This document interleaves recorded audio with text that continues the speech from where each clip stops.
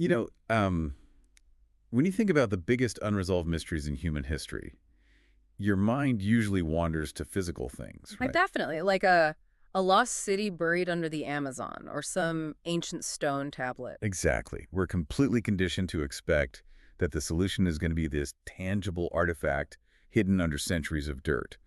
But in modern science, the greatest treasures aren't buried in the ground at all. No, they're not. They are buried deep in the mathematics. Right. And today, we are talking about the Clay Millennium Prize. Yeah. I mean, we're talking about $1 million just sitting on a table waiting for literally anyone who can resolve one of these impossibly difficult math puzzles. It's the holy grail of mathematics, and out of the 7 original problems, we're zeroing in on one of the most elusive ones today. Yeah, the Yang-Mills existence and mass gap problem, which honestly sounds terrifyingly complex just saying it out loud. It usually is. I mean, normally when people bring up Yang-Mills, the conversation just immediately veers into this impenetrable abstract gauge theory. Right, you just expect endless chalkboards of equations that are completely disconnected from anything you can actually touch or feel. Hmm. But that is exactly why we're doing this deep dive today. Because the approach we're looking at is radically different. It's almost shockingly physical. Yeah, it really is. We're stepping completely out of the realm of pure algebraic abstraction for this one. Right. The material we're analyzing today attempts to solve this purely mathematical problem by, well, asserting a concrete physical reality. So, to guide you through this, we've gathered our sources. We're looking at a pair of incredibly bold preprints from the year 2026. And these aren't just casual papers. One is a highly detailed white paper submitted directly to the Clay Mathematics Institute. Right. Authored by R. Dumont, who is credited as the architect of this thing called SDMT, along with the Phoenix Cerebrum collaboration. And the second source is their companion preprint, which meticulously handles all the really heavy mathematical derivations. The gravity of these documents, I mean, it isn't just that they claim to have solved a problem that's baffled the greatest minds in physics for decades. No, the real fascination is entirely in their methodology. It's how they did it. Exactly.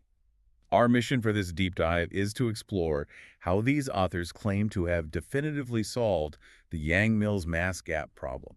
And they do it not by inventing, some new layer of esoteric math. Right, they do it by reimagining the very vacuum of the universe itself as a complex, dynamic fluid, a literal physical substance. Which is just a massive departure from standard physics. It really is.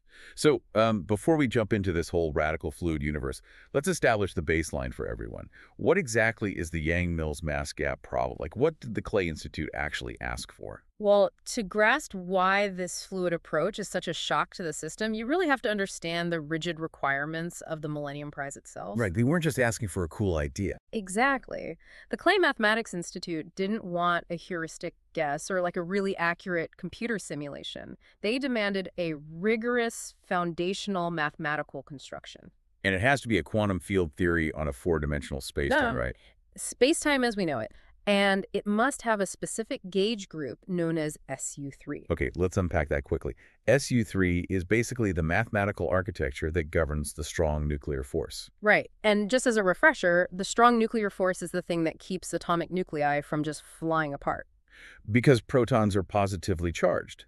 So electromagnetism dictates they should violently repel each other. Right, exactly. The strong force is the underlying mechanism that overcomes that electromagnetic repulsion. It binds the protons and neutrons together. Okay, so they have to build this mathematically. What else? Well, this mathematical construction has to satisfy the Weightman axioms. The Weightman axioms, those are basically the foundational ground rules for any legitimate quantum field theory, right? Yeah, they're the non-negotiable rules of the game. But the real challenge, the part that has proven nearly impossible for both mathematicians and physicists, is the mass gap itself. Right, the requirement to mathematically prove that the Hamiltonian possesses a strictly positive spectral gap, and the Hamiltonian is just the operator that represents the total energy of the system. Exactly. So a strictly positive spectral gap implies a hard boundary. We're talking about a minimum energy level that is structurally forced to be greater than zero. Yes. Because in quantum mechanics, energy is quantized, right? It exists in discrete, junky steps. It's not a smooth ramp. It's a staircase. Perfect analogy. The mass gap essentially means that the lightest possible particle, or the absolute smallest excitation within this specific theory, must have a mass. Or an equivalent energy, since mass and energy are intrinsically linked. Right. And that mass must be strictly above zero. It can't be arbitrarily small. There is a rigid floor. And below that floor is just the empty vacuum state. Exactly. The very first step you take above that vacuum state requires a highly specific, non-zero amount of energy. Okay, but what if that gap didn't exist?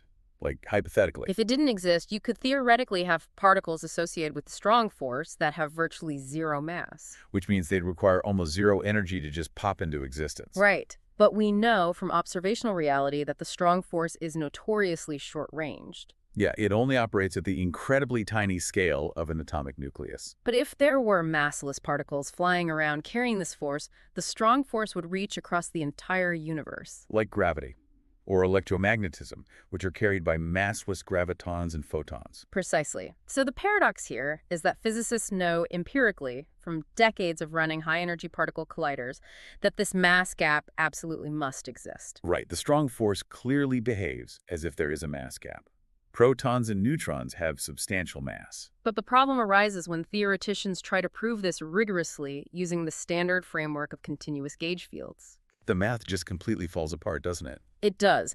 The historical context provided in the Dumont paper highlights that the traditional approach relies intensely on perturbation theory. Okay, let's break down perturbation theory for a second. It's essentially a mathematical strategy of making approximations, right? Yes. You start with a very simple, solvable system like free massless fields, and you mathematically tweak them. You add little small perturbations to represent the interactions, and usually you're expanding these terms in infinite Taylor series. Right.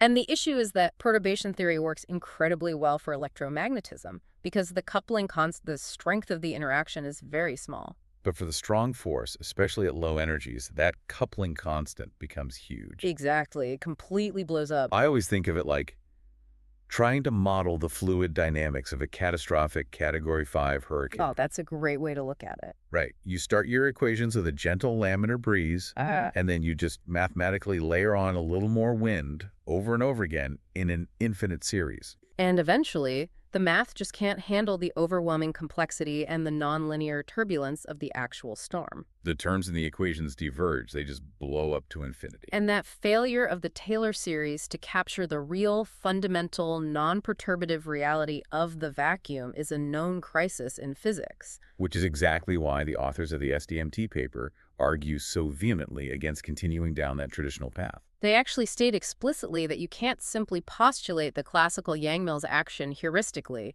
and expect to derive a rigorous proof of the mass gap. Because the standard analytical tools are fundamentally inadequate for the job.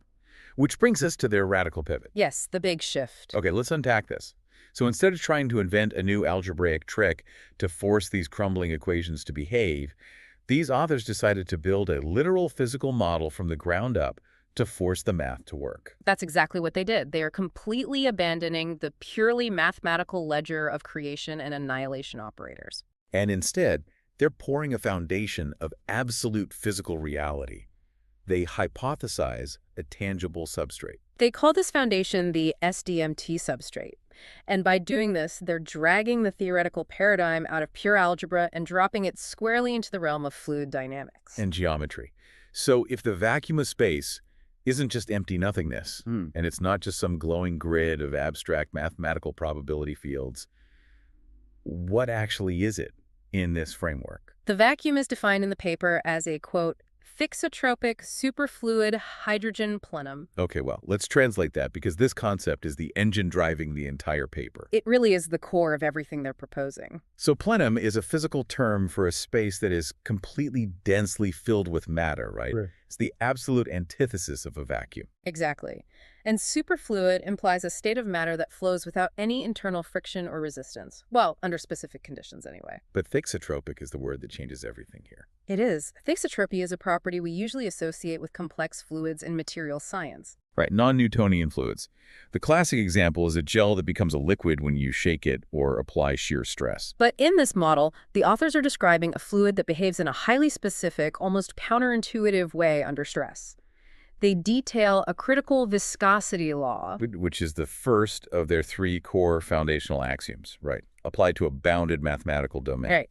Axiom A1 establishes this critical viscosity law. It states that the effective viscosity of this fluid actually diverges, meaning it scales towards infinity as the shear rate approaches a specific critical limit. And the shear rate is just the measure of how violently the layers of this fluid are sliding and rubbing against each other. Exactly. So as the internal swirling of this vacuum fluid accelerates, it doesn't just get slightly thicker. It hits a mathematical wall. The viscosity shoots up to infinity. The formulation they provide demonstrates that as the shear rate gets arbitrarily close to that critical limit, the denominator of their viscosity equation actually approaches zero. Oh, wow. So the physical implication there is that the fluid fundamentally ceases to be a fluid. Yes, it undergoes a structural phase transition. It jams. It physically locks up. I mean, think about that. The more stress you apply to this universal fluid, the harder it resists until it hits an absolute physical threshold and completely freezes into a rigid, immovable architecture. It is a staggering concept. It implies that empty space itself has a structural breaking point. And that extreme physical behavior is fundamentally integrated into their second axiom, axiom A2, which defines the free energy of the system. Right. The free energy equation is this complex integral balance over the entire volume of the space. It basically weighs three distinct components against each other. What are the three components? First, you have the kinetic energy of the fluid, driven by its base density. Then you have a magnetic-like structural field. Okay, and the third? Crucially, you have the energy component arising directly from this diverging thixotropic viscosity we just talked about. So the inherent energy of what we perceive as empty space is actually this violent microscopic balancing act. Exactly. You have the fluid trying to flow naturally, this underlying magnetic-like lattice pulling on it, and then this immense infinite friction that violently builds up the moment the fluid approaches that jamming state. And what's wild is that this plenum is not just some chaotic, disorganized sea of fluid. Which brings us to axiom A3. Right. Axiom A3 dictates the fractal scaling of the vacuum. What's fascinating here is that the geometry of this space is strictly, rigorously defined. It's not arbitrary at all. No, it possesses a discrete scaling symmetry based on a highly specific constant, base 11.653. And it is architecturally organized into exactly 39 concentric magnitude layers. 39 layers, just Wow. exactly 39. And they exist within a Mobius or Klein-Bottle topology, right? Yes. A topology where the inner boundaries continuously map to the outer boundaries, folding back on themselves infinitely. So we are completely replacing the traditional concept of a smooth, featureless, continuous vacuum with this highly structured, almost architectural void. It's like a cathedral of invisible nested geometries. Yeah. 39 distinct topological layers looped infinitely inside a Klein-Bottle space. It's a severely constrained physical environment. And the authors use this severe architectural constraint to forcefully extract the mathematics of the mass gap. The structure of the fluid itself leaves the mathematics no other choice but to produce a positive gap. That's the brilliance of it. Okay, but how? How does a macroscopic universal fluid locking up structurally dictate the mass of subatomic particles? That bridge is constructed through the paper's first three mathematical theorems. Let's walk through them. Theorem 1 establishes what they call a dynamical UV length scale. Right, the ultraviolet cutoff. Now, in standard quantum field theory, physicists often have to artificially introduce a UV cutoff by hand. Basically a smallest possible length scale, right? Just to stop their integrals from blowing up to infinity at extremely short distances. Exactly. It's always been a bit of a mathematical band-aid, but here the cutoff isn't artificially injected. It's derived. Yes. Theorem 1 demonstrates that if you attempt to minimize that free energy equation, specifically over what they describe as coaxial toroidal configurations. Meaning the fluid is flowing smoothly in nested, donut-like shapes. Right. If you do that, the mathematical result cannot physically reach zero. You inevitably arrive at a unique minimal radius. Because of the diverging viscosity. The fluid hits that critical shear rate and jams into a solid structure before it can shrink down to a zero-dimensional point. Exactly. The intense friction physically prevents the fluid donut from collapsing completely. So the equation defining this minimal radius reveals it is strictly greater than zero. Yes, and it's heavily dependent on that magnetic-like field and the critical viscosity parameters. This minimal radius acts as an absolute natural physical cutoff enforced by the geometry of the fluid itself. The universe literally builds its own mathematical speed bump. That is such a profound conceptual shift. I mean, the infinities that have plagued quantum mechanics for nearly a century are solved here not by some new algebra trick, but by giving the vacuum a physical structural limit. It really is elegant, and this natural cutoff leads seamlessly into Theorem 2. Right, because the thixotropic potential energy diverges entirely at that jamming limit. Exactly. And because of that, the Hamiltonian operator is forced into a very specific mathematical state. Its resolvent becomes compact. Okay, for those who aren't deep into functional analysis, a compact resolvent fundamentally implies that the energy spectrum is purely discrete, right? Yes, it is no longer a continuous sliding scale of energy. It suddenly exists in distinct, separate, quantized steps. So the jamming transition literally forces the energy spectrum into discrete quanta. That is the core argument. The paper explicitly frames the mass gap not as some mysterious quantum property, but as a fundamental phase transition. A transition from a two-dimensional fluid vacuum state into a three-dimensional confined jammed state. Precisely. Wait. So the mass gap, this abstract quantum concept that people have been chasing for decades, is literally just the physical energy required to break out of this jammed fluid state. That is their exact argument. And Theorem 3 solidifies this by analytically expanding the effective potential energy around that minimal jammed radius. And what happens when you analyze the mathematical behavior of the energy at that precise structural minimum? It acts exactly like a simple harmonic oscillator. A system that strongly wants to return to its equilibrium state, like a pendulum or a spring. Right. And any quantum harmonic oscillator has a fundamental zero-point energy. It cannot possess zero energy. Which yields their rigorous analytical equation for the spectral gap itself. Yes. The formula demonstrates that the gap is proportional to Planck's constant, multiplied by a term derived from these specific fluid parameters. Evaluated at that strictly positive minimal radius. Exactly. And because the radius cannot be zero, the spectral gap mathematically cannot be zero. They've effectively proven that there is a concrete floor to the energy spectrum, and it is entirely dictated by the physical jamming transition of the vacuum substrate. It acts as an unbreakable structural limit, physically preventing the energy from bleeding down to absolute zero. I really want to emphasize to you how big of a deal this is. This non-perturbative, constructive method completely avoids the pitfalls of those infinite, truncated Taylor series we talked about earlier. It does. The mass gap is no longer a convenient mathematical assumption. It is the inevitable physical consequence of the fluid's thixotropic friction. Okay, but proving a gap exists in a localized fluid donut is only half the battle, right? Right, you have to scale it up. We have to address how this massive universe-spanning fluid remains stable across all possible scales of existence. Because in traditional physics, what happens at the microscopic level frequently causes massive mathematical contradictions when you zoom out to macroscopic distances. Which is where we need to return to that bizarre fractal geometry mentioned in Axiom A3. The 39 concentric layers within the Mobius topology. Right, because this isn't just an arbitrary aesthetic choice for the vacuum, is it? No, not at all. It is functionally essential to the stability of the entire theoretical framework. Here's where it gets really interesting. The introduction of exactly 39 layers is an incredibly specific geometric constraint. It is. And they pair this physical architecture with a highly specific renormalization map. Okay, to provide some context for that, in standard physics, renormalization flow describes how the effective strength of interactions, the couplings, change depending on the scale at which you observe the system. Right. And it is notoriously difficult to calculate. It's often highly unstable in standard theories. But Dumont's team actually provides an exact analytical renormalization map for the thixotropic friction operating across this rigid 39-layer topology. They provide an explicit mathematical function. It operates a lot like a sine wave, dictating the flow of energy across the fundamental scales of the universe. And it's explicitly modulated by that number 39. Exactly. And this precise equation mathematically guarantees that the renormalization flow is unconditionally stable. Unconditionally stable, that's a huge claim. It proves that the system inevitably flows toward an exact global attractor. And they calculate this attractor analytically to a very specific value. Roughly 0.172, right? Yes. So regardless of how chaotic the initial state might be mathematically, the system is structurally forced to settle at this exact, perfectly stable point. It cannot spiral out of control into infinite energies, nor can it collapse to zero.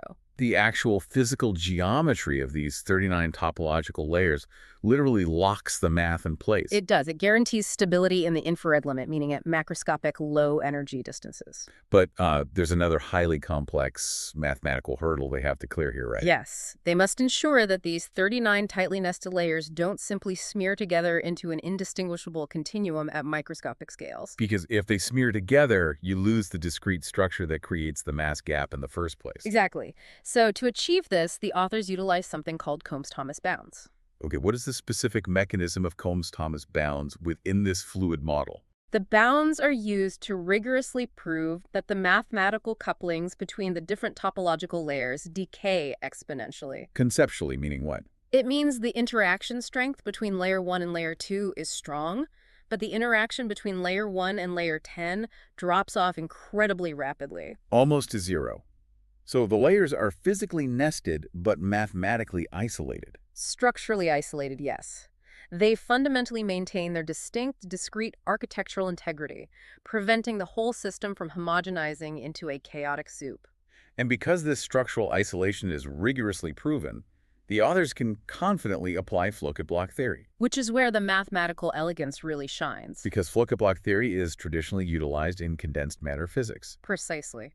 It describes how waves like electrons propagate through a perfectly periodic repeating structure. Like the crystal lattice of a solid metal. Exactly. And they are mapping the rigorous mathematics of solid-state crystallography directly onto the vacuum of space. They model the vacuum as a structurally perfect, hyper-uniform, fractal lattice. And they demonstrate that as the microscopic length scale mathematically shrinks towards zero, this highly discrete 39-layer model perfectly smoothly converges to a continuum Hamiltonian on a continuous four-dimensional space-time. Wait, really? So the structural isolation provided by those Combs-Thomas bounds is the exact mathematical mechanism that allows this intricate discrete system to survive being smoothed out into a macroscopic continuum. Yes, without losing the mass gap. The discrete jammed gap actually survives the mathematical transition into what we observe every day as perfectly smooth, continuous empty space. It is a stunning display of mathematical engineering. They construct a geometrically perfect, thixotropic fluid universe with 39 isolated layers that reliably jams to create discrete mass and remains perfectly stable across all observable scales. Okay, I am tracking the stability and the mechanics of the mass gap. That all makes sense structurally. But there's a glaring fundamental disconnect here between fluid dynamics and particle physics. Yes, the particles. Oh, right. Where are the actual particles? How do we get from a layered fluid to particle physics? Where are the gluons? Well, the Millennium Prize specifically mandates a mathematical theory of SU3 gauge fields, Which describe the strong nuclear force, quarks, and gluons. We spent this entire time discussing fluid dynamics and toroidal geometry. How does the macroscopic behavior of a fluid transition into the quantum mechanics of the strong nuclear force? This is where the preprint makes its absolute most audacious theoretical leap.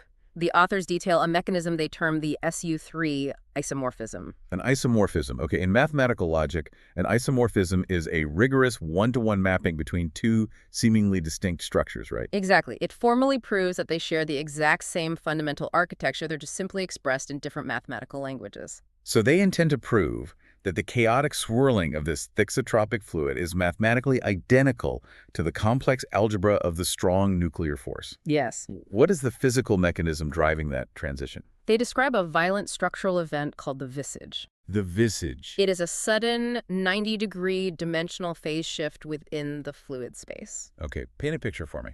Imagine the fluid space experiencing three distinct spatial torsions, immense, twisting mechanical forces operating independently along the X, Y, and Z axes. So three massive perpendicular fluid vortices. Yes.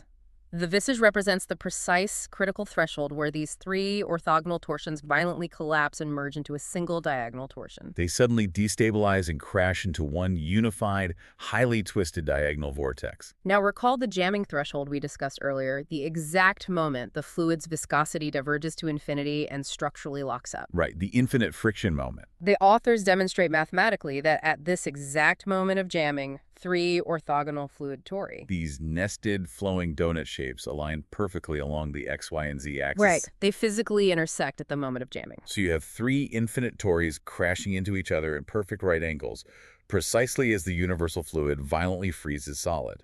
And this catastrophic geometric intersection creates a massive structural fracture in the central domain of the fluid space. A fracture. The mathematics dictates that this central domain fractures into exactly 8 distinct shear octants. Oh, wow.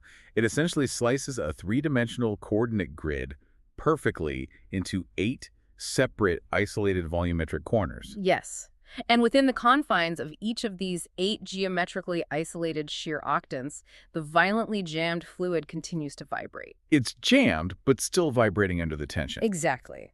These highly localized trapped vibrations are characterized mathematically as acoustic phonon modes. High-frequency sound waves echoing infinitely inside these microscopic, structurally jammed fluid blocks. And here is the culmination of their isomorphism. The authors rigorously prove that these 8 localized acoustic phonon modes map identically, point for point, to the 8 generators of the SU3 Lie algebra. The Gell-Mann matrices. The Gell-Mann matrices, the foundational mathematical operators that theoretical physicists use to describe the 8 distinct types of gluons within the Standard Model. So the paper formally argues that the highly abstract Gell-Mann matrices are, in physical reality, simply a convoluted algebraic method for describing these 8 highly specific geometric modes of fluid shear vibrating within a jammed substrate. That is exactly what they are arguing. Let's just consider the magnitude of this claim for a second. Color charge is the foundational property of the strong force. Right. It functions similarly to positive and negative charges in electromagnetism, but possesses 3 distinct states, which physicists often label red, green, and blue. And for decades, it has been treated as a purely abstract, non-intuitive quantum property. But this paper is asserting that color charge is rigorously described simply as the mechanical phase tracking of these X, Y, and Z torsion axes in the physical fluid. It is quite literally tracking how the vacuum structurally twists. I am just astounded that the standard SU3 model is formally proven here to just be the probabilistic, low-energy effective shadow of this deterministic fluid. If we connect this to the bigger picture, the philosophical implications are paradigm shifting. I mean, the Standard Model has always relied on incredibly dense abstract group theory to map out the interactions of quarks and gluons. It is an exclusively mathematical framework. But here, the staggering complexity of the strong nuclear force, which usually requires intense abstract algebra, is derived entirely from geometric first principles. It reduces the entire strong force simply to the mechanics of how physical fluid tori overlap and mechanically shear against one another at a critical viscosity limit. We have been staring at the mathematical shadow of these localized, echoing fluid vibrations and categorizing them as fundamental point particles. It forces a complete reevaluation of what the term particle even means at the quantum scale. It really does. But I have to push back a little here. Mapping a concept elegantly is vastly different from proving it rigorously. Oh, absolutely. Conceptual maps are great. Right? Conceptual isomorphism is a beautiful piece of theoretical architecture. But modern theoretical physics demands excruciatingly rigorous, brutally unforgiving mathematics. It does. Can the authors actually sit down and derive the standard, incredibly complex formulas that particle physicists use every single day from this purely fluid model? They explicitly undertake that exact derivation in the companion mathematical preprint. Oh, they do? Yes. The entire objective of that second document is to painstakingly extract the exact SU3 Yang-Mills Lagrangian directly from the underlying fluid dynamics. Okay, the Lagrangian is the master equation.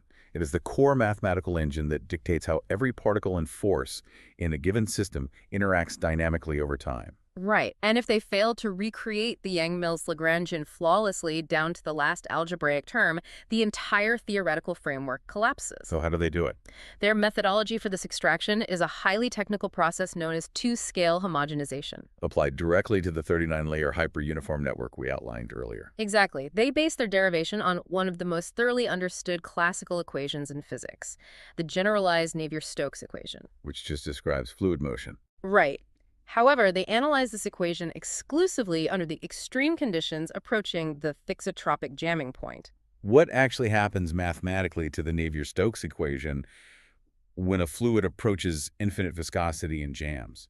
The longitudinal component of the fluid's velocity, the standard compression waves that push forward and backward through the medium, mathematically freezes out entirely. Meaning the fluid becomes completely incompressible. Yes, this leaves only the transverse shear modes active. The sliding side-to-side friction between the distinct fluid layers. Exactly. So the fluid fundamentally loses its ability to compress.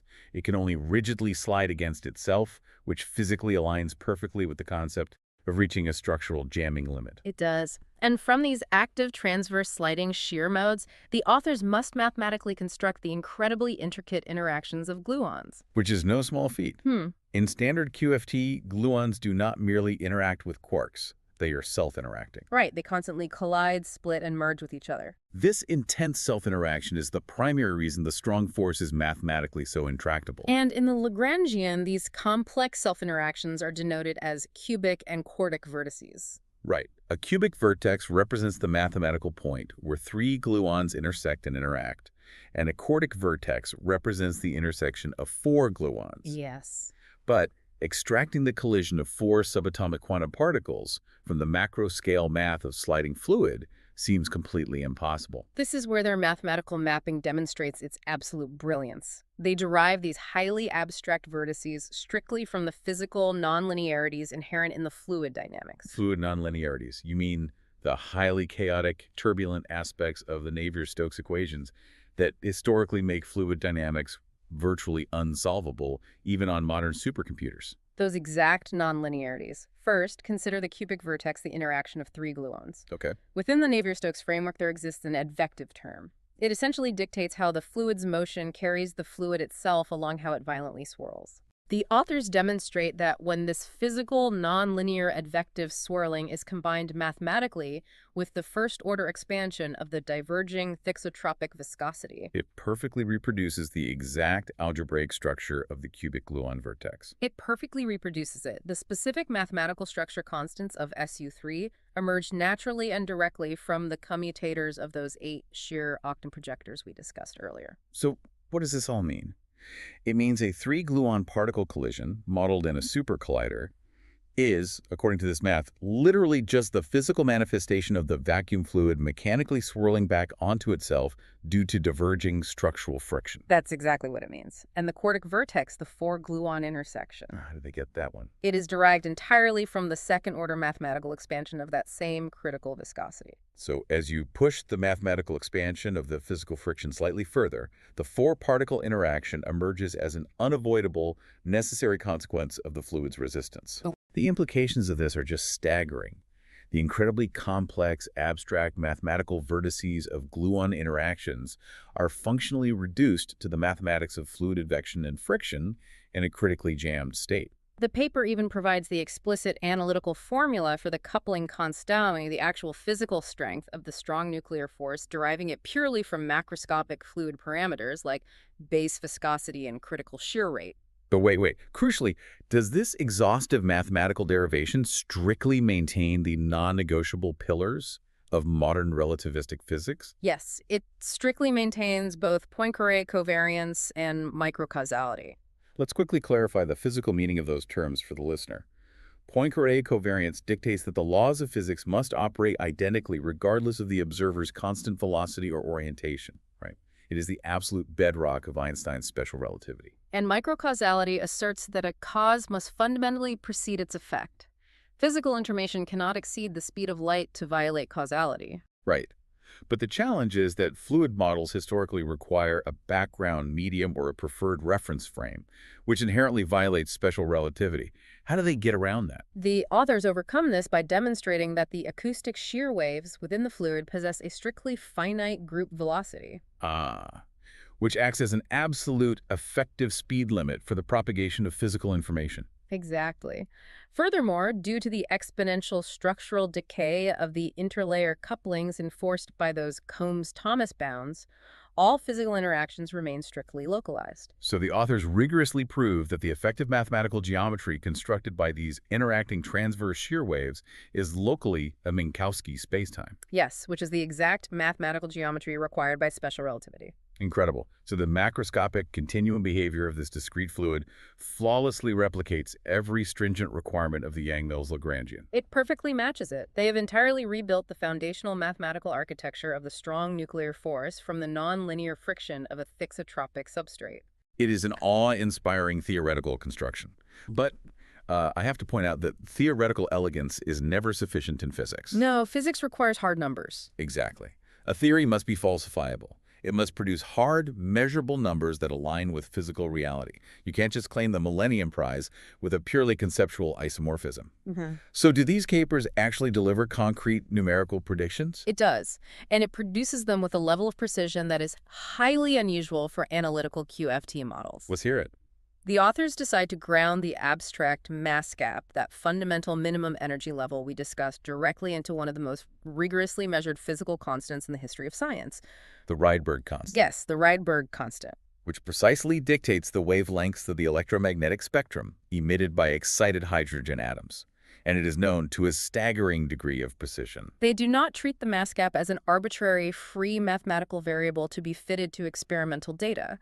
They calculate the mass gap explicitly utilizing the Rydberg constant, Asserting mathematically that the mass gap is precisely 13.6 electron volts, exactly 13.6 eV. which is the exact specific quantity of energy required to completely ionize a hydrogen atom in its ground state, the literal energy required to completely strip an electron from a proton. So they are conceptually framing the fundamental Yang-Mills mass gap of the vacuum as the acoustic substrate equivalent of atomic ionization energy. They're drawing a direct, profound mathematical link between the energy required to excite the fundamental vacuum substrate and the energy required to fracture the most basic atomic structure in the universe, It represents a breathtaking unification of microscopic and macroscopic physics. tying a highly esoteric, deeply abstract mathematical puzzle about the underlying nature of the strong nuclear force directly to 13.6 eV, permanently anchors this theoretical framework to a measurable, observable reality. I'm highly enthusiastic about that. This is the mic drop of the paper, really. But an elegant connection to a known constant is still retrospective.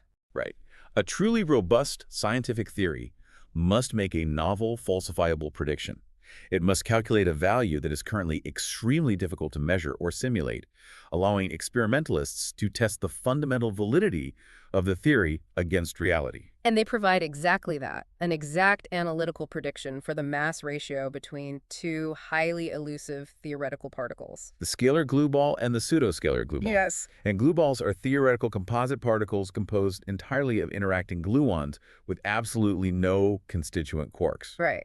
And because the gluons are self-interacting so intensely, calculating the mass of a glue ball using standard QFT is notoriously complex and highly unstable. And a scalar glue ball possesses what physicists define mathematically as even parity, while a pseudoscalar glue ball possesses odd parity. Exactly. Relying exclusively on the rigid geometric quantization rules dictated by their 39-layer Mobius fluid topology, the authors derive a strict analytical formula for the exact ratio of their masses. What is the geometric formula they derived? They predict that the mass of the scalar glue ball divided by the mass of the pseudoscalar glue ball is perfectly equal to the square root of 1 plus the quantity 2 pi over 39 squared, all divided by the square root of 1 plus the quantity pi over 39 squared. The topological constraint of the 39 layers literally dictates the final mass ratio of these subatomic composite particles. So what is the final numerical output of that geometric constraint? The exact analytical value is approximately 1.472. 1.472. And how does that compare to the current predictions generated by standard model physics? Well, standard analytical mathematics fundamentally cannot calculate this ratio. The nonlinear equations are entirely too complex to solve by hand. So physicists are forced to rely on massive supercomputers executing what is known as lattice QCD. Right, lattice quantum chromodynamics. They mathematically discretize spacetime into a massive hypercubic grid and run Monte Carlo simulations for months to approximate the behavior of the strong force. And the absolute best, most computationally intensive lattice QCD simulations currently available estimate this mass ratio to be roughly 1.47, with an error bar of plus or minus 0.05. Yes. So this purely geometric fluid topology model generates a clean, exact analytical ratio of 1.472, a number derived strictly from topological constraints that lands flawlessly dead center within the error bars of the most advanced supercomputer simulations on the planet. It is a remarkable convergence. They didn't just solve an existence proof, they provided a clear, falsifiable test that aligns perfectly with existing lattice QCD simulations. Bypassing the need for supercomputing entirely by utilizing pure analytical geometry. The scope of this analytical framework is staggering. It truly is. Let's quickly trace the full arc of the theory we've unpacked today for the listener. We started with the Yang-Mills mass gap, this purely mathematical puzzle demanding a rigorous proof for why fundamental forces exhibit a strict minimum energy threshold. Right. And instead of pushing deeper into standard perturbation theory, which consistently fractures under the mathematical weight of infinite Taylor series, this framework completely pivots. It models the vacuum as a structurally dense, thixotropic superfluid. We explored how the physical phenomenon of critical viscosity and structural jamming fundamentally forces the mathematical existence of discrete mass. Establishing a strict boundary between continuous fluid motion and quantized energy. We analyzed the architectural stability provided by exactly 39 nested topological layers, isolated by Combs-Thomas bounds, flowing toward a mathematically guaranteed global attractor. And finally, we saw the SU3 isomorphism. The mind-bending mathematical proof that the immensely complex algebra of color charge and gluon self-interaction can be flawlessly reconstructed from the mechanical shearing, advection, and friction of fluid octants crashing together. It represents a breathtaking, highly rigorous synthesis of nonlinear fluid dynamics, fractal topology, and fundamental quantum field theory. It is an absolute theoretical tour de force. But before we conclude, I want to leave you with a broader philosophical shockwave from this paper. Oh, there are many. If the SDMT framework is fundamentally correct, and the highly successful, incredibly accurate SU3 gauge theory we rely on to understand the universe is truly just the probabilistic, low-energy, effective shadow of a perfectly deterministic, geometric fluid plenum. Right. What does that imply about the rest of the quantum world? For almost a century, theoretical physics has largely accepted that the quantum realm is intrinsically probabilistic, that the universe operates fundamentally on random chance and irreducible uncertainty. But if the very vacuum of space is this meticulously structured, rigidly architectural fluid, Perhaps the inherent randomness and probability we've accepted in quantum mechanics for a century is just the result of us not being able to see the microscopic fluid gears turning underneath. Perhaps probability is just the mathematical shadow cast by perfectly deterministic fluid gears turning endlessly just beneath the threshold of our observation. Something for you to ponder next time you stare out into the empty void of space.